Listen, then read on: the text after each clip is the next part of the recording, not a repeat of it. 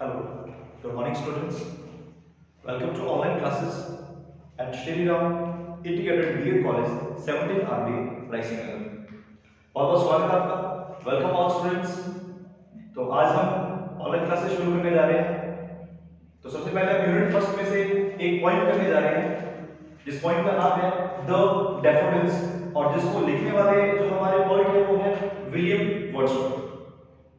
ठीक है students, William Wordsworth के बारे में आपने प्रीवियस क्लासेस में भी पढ़ा होगा। बहुत ही हमारे फेमस पॉइंट है और रोमांटिक एरा से ये बिलोंग करते हैं। आपने अपनी फर्स्ट ईयर क्लास के अंदर जब लिटरेचर की अपनी हिस्ट्री करी थी तो हिस्ट्री में आपने विलियम वर्ड्सवर्थ के बारे में पढ़ा होगा कि ये रोमांटिक एरा के पॉइंट हैं। तो अब हम स्टार्ट करेंगे इस पॉइंट को, द डैफोडिल्स। सबसे पहले मैं इस पॉइंट के टाइटल के बारे में बात करता हूं कि द डैफोडिल्स क्या है। ठीक है स्टूडेंट्स, शुरू करते हैं। देखिए, सबसे पहले मैं बात कर रहा हूं इस पॉइंट के टाइटल की, द डैफोडिल्स। अब फर्स्ट ऑफ ऑल तो आपको मैं ये बता दूं कि डैफोडिल्स इस पॉइंट का टाइटल पहले नहीं था। डैफोडिल्स इस पॉइंट का टाइटल पहले नहीं था। डैफोडिल्स तो इसको बाद में नाम दिया गया। पहले इसका जो टाइटल था, यानी कि primarily the point is title as I wandered lonely as a cloud. पहले पॉइंट का जो टाइटल था वो क्या रखा गया था? I wandered lonely as a cloud रखा गया था इस पॉइंट का नेम। बाद में इसको डैफोडिल्स किया गया। बताता हूं कि डैफोडिल्स कैसे हुआ इसका नाम, और इसका नाम I wandered lonely as a cloud क्यों नहीं रखा गया। देखिए, जैसा कि मैं स्लाइड में पढ़ता हूं, I wandered lonely as a cloud, मैं अकेले बादल की तरह उड़ता हुआ फिर रहा हूं या घूम रहा हूं या भटक रहा हूं। तो इस लाइन के अंदर सबसे जो अपने को मेन चीज दिखती है वो ये कि इसमें लोनली वर्ड को ज्यादा क्या किया गया है, इंफैटिक किया गया है, इस पे ज्यादा इफेक्ट डाला गया है। यानी कि आप ये कह सकते हैं कि हमें इससे ये लगता है कि ये बहुत ज्यादा पेंसिव है। क्या है ये? बहुत ज्यादा पेंसिव है। इससे हमें अकेलापन की ग्लिम्स मिलती है पॉइंट में से, या आप कहें कि पॉइंट बहुत ही पेंसिव है, या बहुत उसमें अकेला फील कर रहा है, या बहुत ज्यादा सैड है। तो इट मींस कि ये टाइटल थोड़ा सा अपने को ये लगता है कि ये पेंसिव है, और रीडर हो सकता है कि मे बी इस पॉइंट को डिसलाइक कर दे कि बहुत ही पेंसिव मूड वाली है। ठीक है, तो फिर क्या हुआ, एक स्कॉलर का नाम आप याद रखिए, स्कॉलर का नाम यहां लिख रहा हूं, उस स्कॉलर का नाम है फ्रांसिस पॉलग्रेव। जी, नाम याद रखिए, फ्रांसिस पॉलग्रेव। और इनका जो शॉर्ट में अपने नेम लिख देते हैं वो लिख देते हैं एफ टी पॉलग्रेव। स्टूडेंट्स, एक बार मैं रिपीट करता हूं कि I wandered only as a cloud बहुत ही पेंसिव लगता है, दैट इज व्हाई कि इसको टाइटल नहीं दिया गया। बाद में इसका टाइटल चेंज किया गया और क्या रख दिया गया? द डैफोडिल्स रख दिया गया। अब द डैफोडिल्स किसने रखा था? वो द डैफोडिल्स रखा था फ्रांसिस पॉलग्रेव ने, जिनका एक नाम और है एफ टी पॉलग्रेव, इनका नाम है। इन्होंने ही क्या किया था, इस पॉइंट को टाइटल दिया था द डैफोडिल्स, और जिस टाइटल के अंदर ये पॉइंट हमने सिलेबस के अंदर है। क्लियर है बात? मैं रिपीट करता हूं कि जो टाइटल इसको दिया था डैफोडिल्स, वो किसने दिया? फ्रांसिस पॉलग्रेव ने दिया। इनका बहुत ही फेमस क्वेश्चन है एफ टी पॉलग्रेव का, उसका नाम क्या है? The golden treasure. ये इनका कलेक्शन है। ये क्या है? इनके द्वारा कुछ पॉइंट्स का कलेक्शन है, द गोल्डन ट्रेजरी। जब इन्होंने इस पॉइंट को इस कलेक्शन के अंदर डाला, उन्होंने इसमें कलेक्ट किया जो पॉइंट्स को उसमें, तो इसने क्या किया? I wandered only as a cloud को नाम क्या दे दिया? The daffodils. तो पहली बात तो यही क्लियर होती है कि द डैफोडिल्स जो टाइटल है वो किसने दिया? वो टाइटल दिया एफ टी पॉलग्रेव ने। किसमें दिया? द गोल्डन ट्रेजरी में। स्टूडेंट्स, एक बात आपके बिल्कुल क्लियर हो जानी चाहिए कि द डैफोडिल्स जो टाइटल था वो किसने दिया? फ्रांसिस पॉलग्रेव ने दिया। इसका पहले टाइटल था क्या? I wandered only as a cloud. ये क्यों नहीं रखा गया? क्योंकि ये बहुत ज्यादा क्या लगता है? पेंसिव लगता है। बहुत ज्यादा क्या लगता है? ये पेंसिव लगता है, दैट इज व्हाई कि इसका नाम चेंज करके रखा गया द डैफोडिल्स, जिस टाइटल के अंदर अपने सिलेबस के अंदर ये पॉइंट है। तो पहली बात तो इसके टाइटल के बारे में रही, वो क्लियर हो चुकी है। नेक्स्ट हम देखते हैं। हाँ जी, अब हम बात करेंगे इस पॉइंट को लिखने वाले राइटर विलियम वर्ड्सवर्थ की बात करेंगे। हाँ, ये देखिए, ये जो पॉइंट है ये किसके द्वारा लिखी गई है? ये पॉइंट लिखी गई है विलियम वर्ड्सवर्थ के द्वारा लिखी गई है। किसके द्वारा लिखी गई है? ये विलियम वर्ड्सवर्थ के द्वारा लिखी गई है। हाँ जी, तो मैं बात करूंगा कि विलियम वर्ड्सवर्थ कौन है लिटरेचर के लिए, ये नाम कितना इंपॉर्टेंट है या इसका कितना रोल है हमारे लिटरेचर की इंग्लिश के अंदर। चलिए हम सबसे पहले बात करेंगे कि जो विलियम वर्ड्सवर्थ हैं, इनका जो जन्म है, इनका जो बर्थ है वो कहाँ होता है? इंग्लैंड में होता है। तो सबसे पहले तो बात करेंगे इनके बर्थ के बारे में। तो 7 अप्रैल 77, 7 अप्रैल 1770, 7 अप्रैल 1770 के अंदर इनका जन्म होता है। और इनका जन्म कहां पे होता है? इंग्लैंड के अंदर होता है। कहां पे होता है? इंग्लैंड के अंदर होता है।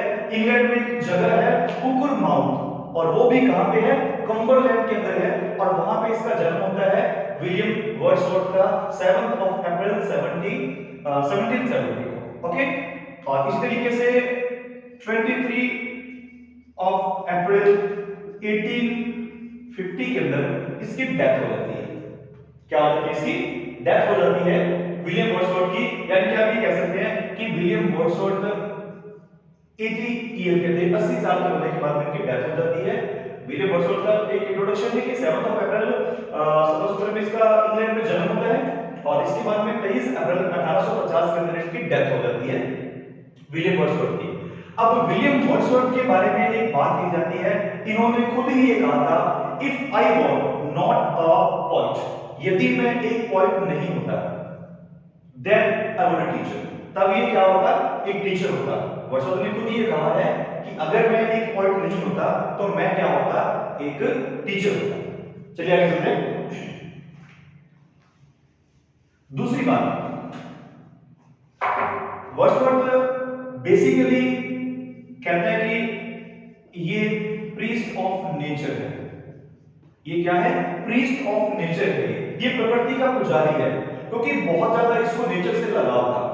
विलियम वर्ड्सवर्थ को नेचर से बहुत लगाव है, और ये कहता है कि मेरे को आप ये कह सकते हैं कि I am priest of nature, I am son of nature, कि मैं प्रकृति का पुजारी हूं या मैं प्रकृति का बेटा हूं।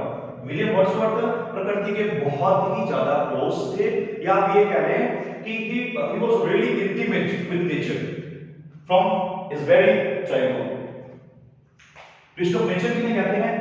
और अगर अपने बात करें कि ये कौन सी एज से बिलोंग करते हैं, अगर बेसिकली देखा जाए तो जो विलियम वर्ड्सवर्थ है ये क्या है? एक नेचर पॉइंट है। ये क्या है? एक नेचर पॉइंट है। विलियम वर्ड्सवर्थ बेसिकली क्या है? नेचर पॉइंट है। और ये कौन से एरा से बिलोंग करते हैं? अगर मैं लिटरेचर की हिस्ट्री की बात करूं तो ये कौन से एरा से बिलोंग करते हैं? तो इनका जो एरा है वो है रोमांटिक एज। तो आप ये कह सकते हैं कि ये कहां से बिलोंग करते हैं? रोमांटिक एज से बिलोंग करते हैं विलियम वर्ड्सवर्थ। बेसिकली ये क्या है? नेचर पॉइंट है। और इनका एरा या इनकी एज कौन सी है लिटरेचर की हिस्ट्री के अंदर? रोमांटिक एज है। अब रोमांटिक एज का जो टाइम पीरियड है वो माना जाता है 1798 टू 1837। अब हम जो रोमांटिक एज का टाइम पीरियड मानते हैं वो मानते हैं 1798 टू 1837। इससे पहले मैं बात क्लियर करना चाहूंगा कि ये जो रोमांटिक वर्ड है इसका अर्थ क्या है। लिटरेचर के अंदर रोमांटिक वर्ड का अर्थ क्या है? I am not talking about फिल्मी रोमांस और रोमांटिक वर्ड। यहां पे मैं बात कर रहा हूं कि हमारे लिटरेचर में रोमांटिक वर्ड का क्या अर्थ है। तो देखिए, रोमांटिक क्या होता है? One avoid see beauty in ordinary things. जब हम रोजमर्रा की जिंदगी के अंदर जो ऑर्डिनरी चीजें हैं, जो साधारण सी चीजें हैं, जैसे इसने पॉइंट का टाइटल क्या? डैफोडिल्स। डैफोडिल्स फूल होते हैं, नरगिस का फूल होता है, पेड़ होता है, पीले से रंग का होता है। तो फूलों में भी इसमें सुंदरता ढूंढ ली। तो रोमांटिक का जो वर्बल मीनिंग हम ये कह सकते हैं क्या? कि जब अपने ऑर्डिनरी थिंग्स में, रोमांटिक का क्या अर्थ है? To see beauty in ordinary things. To see beauty in ordinary things, साधारण चीजों के अंदर जब अपने सुंदरता को ढूंढते हैं, या जो अपनी रोजमर्रा की जिंदगी होती है, जो अपनी रूटीन की लाइफ होती है, उसके अंदर जो सुंदरता एक पॉइंट ढूंढता है, तो उसी को हम क्या कहते हैं, रोमांटिक कहते हैं। तो विलियम वर्ड्सवर्थ एक ऐसा ही है जिसने रोजमर्रा की जिंदगी, जिसने नेचर की छोटी छोटी चीजों के अंदर, पक्षियों के अंदर, फूलों के अंदर, पेड़ों के अंदर सुंदरता को ढूंढा। That is why he is coined as a romantic age point. Okay, clear. Next बात करेंगे अपने कि ये रोमांटिक एज थी, ये शुरू कब हुई थी, उस समय ऐसी क्या मेन इंसिडेंट हुआ था कि हमने उसको नाम दे दिया कि ये रोमांटिक एज है। तो विलियम वर्ड्सवर्थ ने क्या किया था, mainly helped to launch romantic age. अब इस लाइन को आप ध्यान से देखिए, मैंने यहां पे लिखा है William Wordsworth helped to launch romantic age. यहां पे मैंने ये लिखा कि विलियम वर्ड्सवर्थ ने रोमांटिक एज को लॉन्च किया। यहां पे मैंने ये लिखा William Wordsworth helped to launch romantic age, okay, with the joint publication. अब इनके साथ में दूसरे कौन थे, वो थे हमारे एस.टी. कॉलेरिज। दूसरे जो पॉइंट है एस.टी. कॉलेरिज है। बेसिकली ये क्या है, एक मेटाफिजिकल पॉइंट है।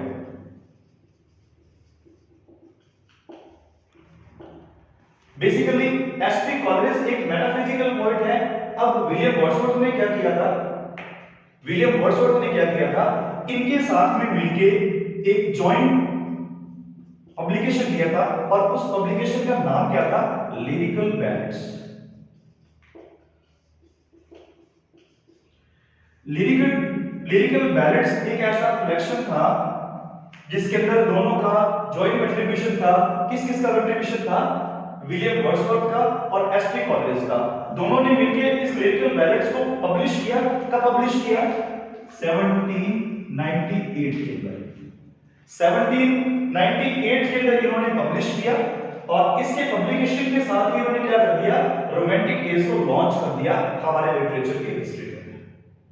स्टूडेंट्स, ये बात आपके दोबारा फिर रिपीट करता हूं कि रोमांटिक एज हमारे लिटरेचर में लॉन्च कहां से होती है, सबसे पहले जब एस.टी. कॉलेरिज और विलियम वर्ड्सवर्थ दोनों मिलकर क्या करते हैं, एक जॉइंट पब्लिकेशन देते हैं। उस जॉइंट पब्लिकेशन का नाम क्या है, लिरिकल बैलेट्स, जिसका फर्स्ट एडिशन कब पब्लिश हुआ था, 1798 में हुआ था। और वहीं से शुरू हो जाती है हमारे लिटरेचर के अंदर रोमांटिक एज, या मैं कहूं कि रोमांटिक एरा। स्टूडेंट्स, ये बात क्लियर कि रोमांटिक एज लॉन्च कैसे होती है। ओके, नेक्स्ट हम आगे चलते हैं।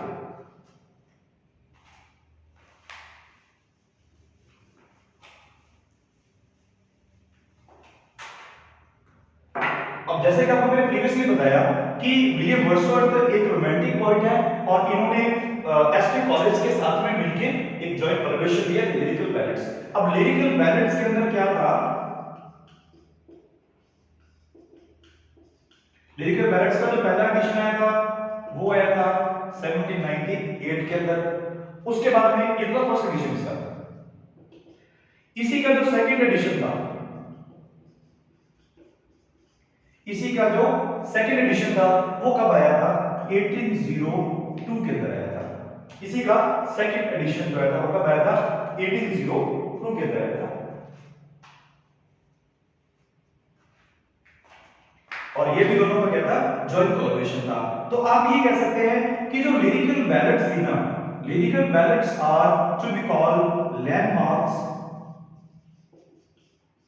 Of romantic. अब अपने क्या करते हैं कि लिरिकल बैलेट्स को अपने लैंडमार्क्स ऑफ रोमांटिक एरा कर दिया, क्योंकि रोमांटिक एरा को लॉन्च करने वाली जो कलेक्शन था, या ये जो कॉम्बिनेशन थी, वो क्या थी, लिरिकल बैलेट्स थी। जॉइंट कोलैबोरेशन था किस किस का, एस.टी. कॉलेरिज का और विलियम वर्ड्सवर्थ का। एस.टी. कॉलेरिज कौन, सैमुअल टेलर कॉलेरिज, जो कि क्या थे, बेसिकली अ मेटाफिजिकल पॉइंट थे। ओके, ये बात क्लियर स्टूडेंट्स आपके। पहले हमने बात की टाइटल के बारे में, इसका टाइटल डैफोडिल्स कैसे पड़ा, फिर हमने बात की कि वेंडेड डोमली एज अ क्लाउड को क्यों हटाया गया, फिर हमने ये भी बात की कि टाइटल दिया किसने था, और फिर हमने बात कर ली विलियम वर्ड्सवर्थ की कि इनका जन्म इंग्लैंड में होता है 17 470 के अंदर होता है, 450 में इनकी डेथ हो जाती है। बेसिकली नेचर पोइट है, रोमांटिक पोइट है ये, और इन्होंने एसपी कॉलेज के साथ मिलकर रोमांटिक एज को लॉन्च किया हमारे लिटरेचर इंग्लिश के अंदर। तो अब बात हम करेंगे इनके कुछ मेजर वर्क्स की बात करेंगे कि विलियम वर्ड्सवर्थ लिटरेचर इंग्लिश में क्यों जाने जाते हैं, why the name William Wordsworth is important in literature English. Okay, next we will talk about William Wordsworth's major publications and major works. First of all मैं बात करूंगा मेजर वर्क्स ऑफ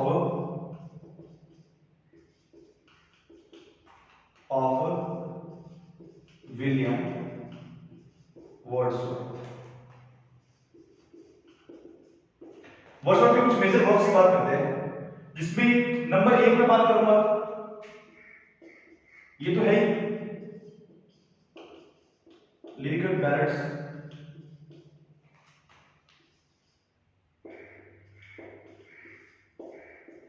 इसके अंदर कुछ फेमस पॉइंट्स थी, जैसे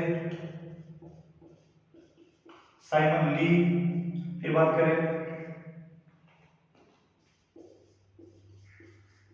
VR7, ये कुछ फेमस पॉइंट्स बता रहा हूं लिरिकल बैलेड्स के अंदर है। साइमन ली है, VR7 है। उसके बाद फिल्म का क्या आया था, दूसरी कॉम्पोजिशन है वो लिरिकल बैलेड्स का दूसरा addition.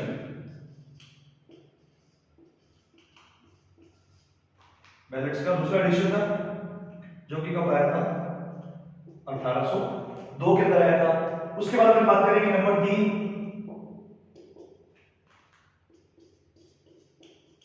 poems in 2 volumes। poems in 2 volumes। अब जो हमारी डैफोडिल्स पोएम है ना, जो हमारे डैफोडिल्स पोएम है, ये इसी कलेक्शन में से लिखी है। यानी कि मैं ये कहूं कि डैफोडिल्स जो पोएम है, डैफोडिल्स पोएम है वो किस कलेक्शन के अंदर आई है, वो poems in 2 volumes इस कलेक्शन के अंदर डैफोडिल्स पोएम इसकी आई है। ये कुछ मेजर वर्क है। आगे मैं कुछ और बताता हूं। लिरिकल बैलेड्स है 1798 के अंदर फर्स्ट एडिशन इसका, सेकंड एडिशन इसका आया था 1802 के अंदर आया था। उसके अंदर पॉइंट्स इन 2 वॉल्यूम्स हैं। अभी हम कुछ और इसके मेजर वर्क्स की बात करते हैं विलियम वर्ड्सवर्थ के।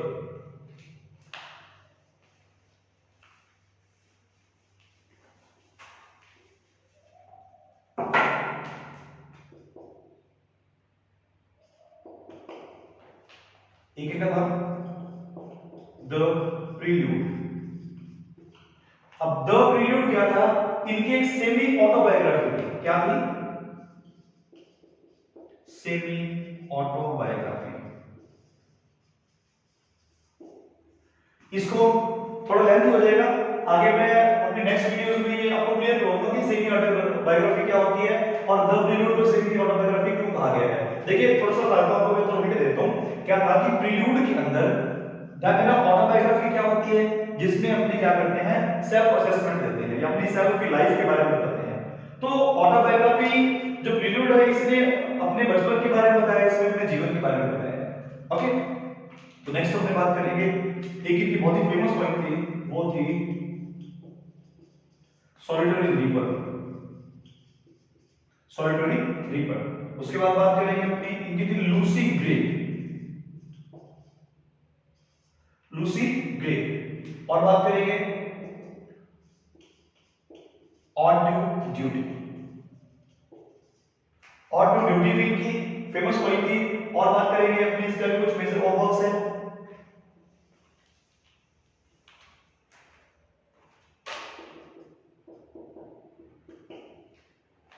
Odd duty to the cuckoo इनकी बहुत फेमस हुई थी। अब देखो मैंने पहले आपको क्या बताया था कि रोमांटिक क्या होता है, जब अपने नेचर की छोटी-छोटी चीजों के अंदर, छोटे-छोटे क्रिएचर्स के अंदर या हमारी रोजमर्रा जिंदगी के अंदर जब हम उसमें सुंदरता ढूंढते हैं तो उसको अपने रोमांटिक कह देते हैं। तो पहले जैसे अब डैफोडिल्स तो फ्लावर्स है, कुकू एक बर्ड होता है। तो विलियम वर्ड्सवर्थ ने यही किया था कि इसने नेचर की छोटी-छोटी चीजों के अंदर, उसके क्रिएचर्स के अंदर सुंदरता को ढूंढा। That is why he is called as a romantic poet. Okay, एक इनकी और फेमस थी चिल्टन एबे। चिल्टन एबे। अब चिल्टन एबे बेसिकली क्या है, एक प्लेस है, एक टूरिस्ट प्लेस है, कहां पे, इंग्लैंड के अंदर है, जहां पे ये अपनी सिस्टर के साथ मिलकर घूमने जाया करता था। ओके, तो ये कुछ मैंने इनके मेजर वर्क्स बता दिए आपको। एक और बहुत फेमस वर्क इनका है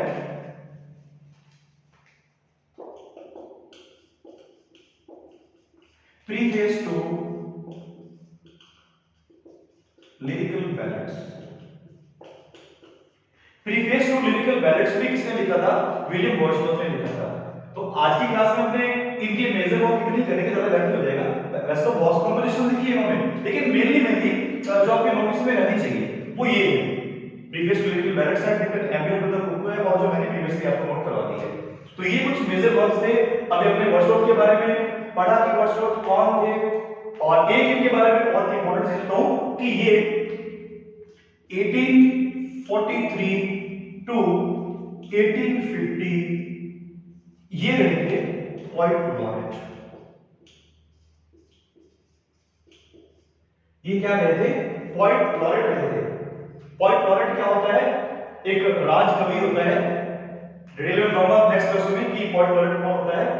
तो ये पोएट लॉरेट कहां के बने थे? ये बने थे यूनाइटेड किंगडम के।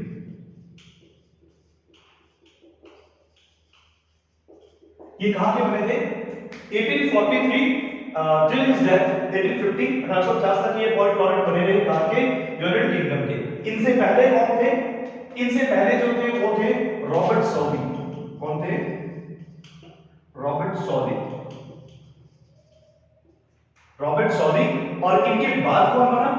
देखिए यहां पे हमारे वर्ड्सवर्थ है 1843 टू 1850 1850। इनसे पहले रॉबर्ट सॉली थे, और इनके बाद में कौन बने पोएट लॉरेट? इनके बाद बने Alfred Lord Tennyson.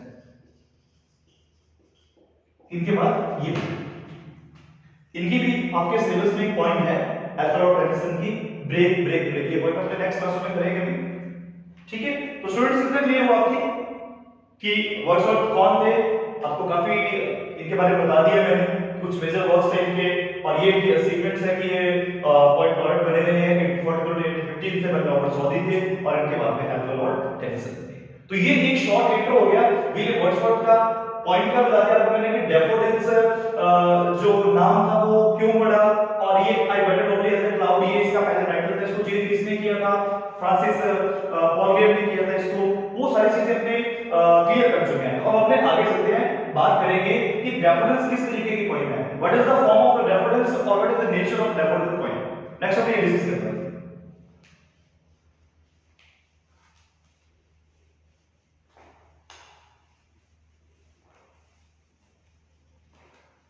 Students, you all know that we are away from study about 4 months due to COVID-19.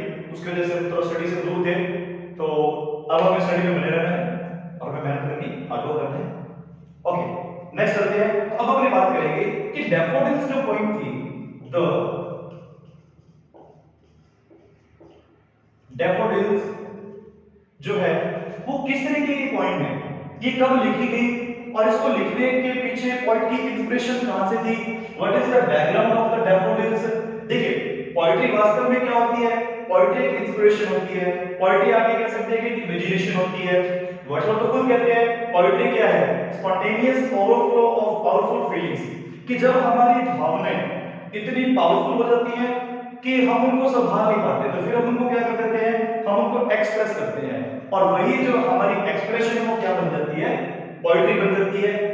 तो अब इसके पीछे बैकग्राउंड क्या था, डैफोडिल्स क्यों लिखी गई, तो सबसे पहले मैं बात करूंगा कि डैफोडिल्स के पीछे बैकग्राउंड क्या था।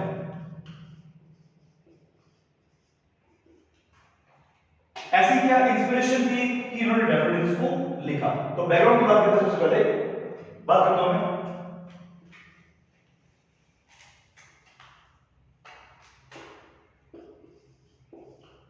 1802। याद रखिए मैंने सेशन लिखा है 1802। अब कुछ स्कॉलर्स ये मानते हैं कि डैफोडिल्स को कब लिखा वर्ड्सवर्थ ने? 1802 में लिखा, लेकिन 1802 ये बिल्कुल गलत है। 1802 में इन्होंने लिखा नहीं था, बल्कि 1802 तो क्या है, एक बैकग्राउंड है डैफोडिल्स लिखने के। वो बैकग्राउंड क्या है वो बताता हूं। 1802 के अंदर क्या हुआ था, इनके सिस्टर है डॉरोथी वर्ड्सवर्थ। क्या नाम है? Dorothy Wordsworth.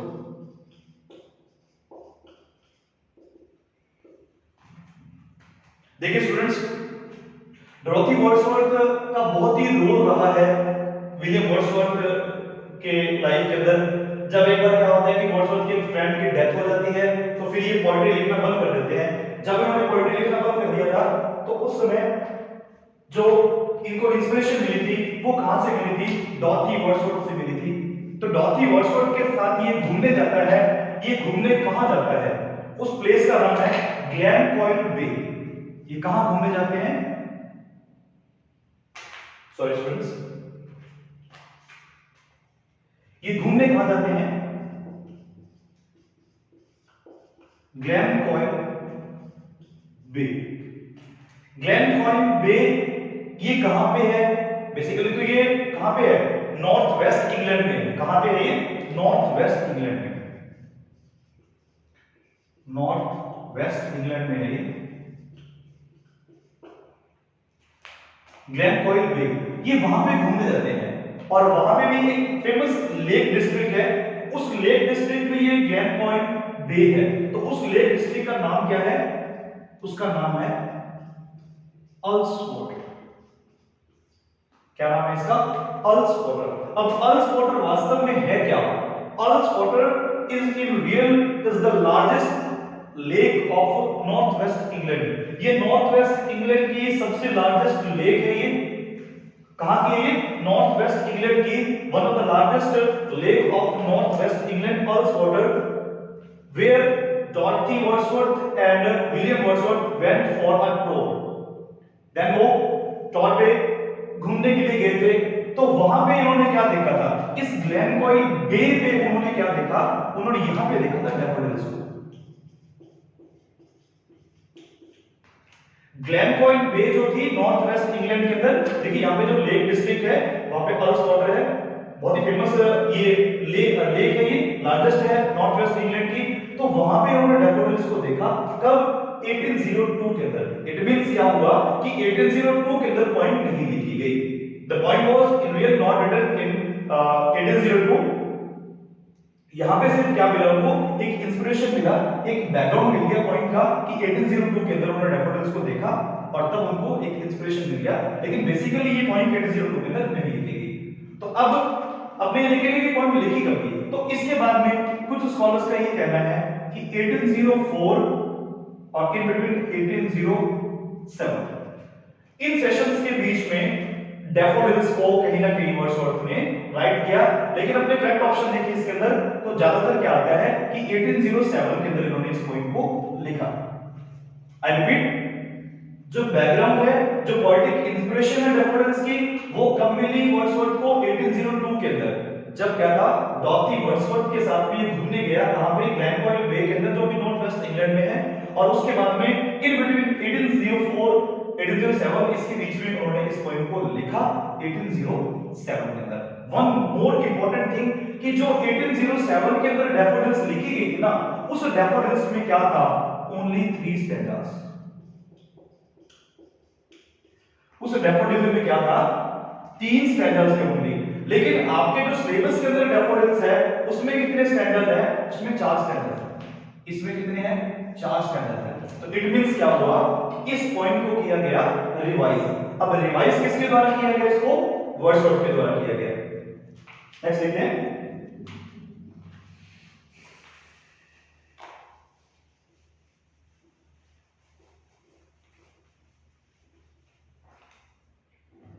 देखिए आपके जो सिलेबस के अंदर डैफोडिल्स है, उस डैफोडिल्स के अंदर क्या है?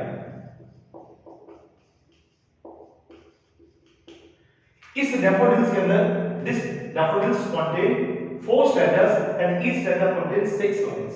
It means 4 into 6 means 4 stanzas and each stanza contains 6 lines. 6 lines mean a sestet. You can also describe daffodils is a group or is a collection of 4 sestets. आप ये भी कह सकते हैं कि इसके अंदर 4 सेस्टेट है। लेकिन अभी आपको मैंने प्रीवियसली क्या बताया कि जो ओरिजिनली जो डैफोडिल्स 1807 के अंदर लिखी गई थी वर्ड्सवर्थ के द्वारा, उसमें कितने स्टैंडर्स थे? उसमें सिर्फ 3 स्टैंडर्स थे। तो अब क्या हुआ? यहां देखिए मैं लिख रहा हूं 1 2 3 और 4। ये तो है हमारी जो अब की हमारे सिलेबस के अंदर जो डैफोडिल्स है उसमें कितने स्टैंड है? 4, लेकिन पहले क्या थे? 3 थे। तो इट मींस इसमें क्या था, जो नंबर 2 स्टैंड है ना, ये मिसिंग था। वर्ड्सवर्थ ने इसको रिवाइज किया था। अब रिवाइज कब किया था उसको? डैफोडिल्स इज रिवाइज्ड इन 1850। तो आप ये कह सकते हैं अकॉर्डिंग टू न्यू डैफोडिल्स, जो रिवाइज टाइम है कि डैफोडिल्स ओरिजिनली रिवाइज्ड इन 1815। 1815 में इसको रिवाइज किया गया। Wordsworth add standard number 2। इसने इसमें क्या किया? स्टैंडर्ड नंबर 2 को इसमें ऐड किया। और दूसरी इंपॉर्टेंट चीज क्या है, इसने फर्स्ट स्टैंडर्ड की लास्ट लाइन में भी अमेंडमेंट किया। पूरी पॉइंट के अंदर अमेंडमेंट किया इसमें। ओके, पूरी पॉइंट में इसमें अमेंडमेंट किया उसने और इसको एक रिवाइज बना दिया 4 स्टैंडर्ड के साथ में। तो अब आप ये लिखेंगे the point is written in 1850, जो आपके सिलेबस के अंदर प्रेस्क्राइब है। तो ये बात क्लियर हो चुकी है कि डैफोडिल्स लिखी कब गई, इसके पीछे इंस्पिरेशन क्या थी। तो इंस्पिरेशन मैं रिपीट करता हूं क्या थी, कि जब वो दोनों घूमने गए थे, डॉर्थी वर्ड्सवर्थ उसकी जो सिस्टर है, कहां पे गए थे? ग्लेनकॉइट प्लेन पे वो घूमने गए थे, वहां पे उनको इंस्पिरेशन मिली 1802 के अंदर। बाद में उसने लिखा 1807 के अंदर। स्टैंडर्ड कितने थे? 3 थे। बाद में उसने रिवाइज किया इसको, और रिवाइज के अंदर स्टैंडर्ड कितने थे? 4 थे इसके अंदर स्टैंडर्ड। तो थैंक यू स्टूडेंट्स, आज की क्लास में हम इतना ही करेंगे। इसी पॉइंट को हम आगे भी कंटिन्यूस करेंगे। इस पॉइंट का आप घर पे रिवाइज करिए और कल अपने इस पॉइंट को डिटेल से आगे बढ़ते हैं। Thanks for today.